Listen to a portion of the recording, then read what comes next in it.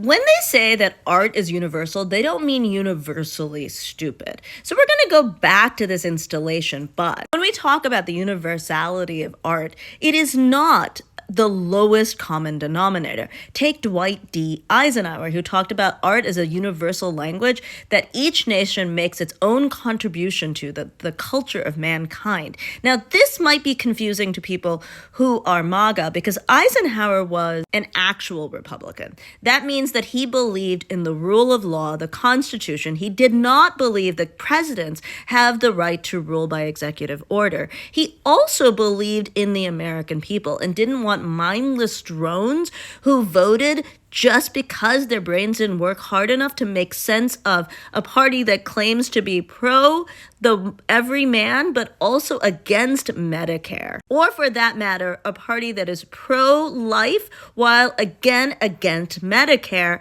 and SNAP benefits. For that matter, he did not need to go against the Department of Education because even an educated voter would see that he is not an idiot. But that's an aside to the issue of art being universal. Since MAGA is so good at understanding tariffs as being a tax on themselves or the goods they're buying, let us use that example to also think about art. So you could use this to talk about tariffs, where price and supply will meet at 2 points. So if you notice, there's 2 dots on the price line, i.e. prices could be 2 different things. The higher one, in this case with tariffs, or the lower one without tariff. And that's actually very similar to the idea of art being universal. You can go with universally stupid or universally boring or universally banal. And this is ideal for people for whom literacy is a challenge or really thinking is a challenge. All they need to see is picture. But then there are people for whom art is actually about thinking and really thinking critically about this moment in time as well as how it compares to history. And let's take the example of this artwork. When you have a president who's trying to have a 3rd term and so far has basically only run things by executive order, it really makes you think of another kind of guy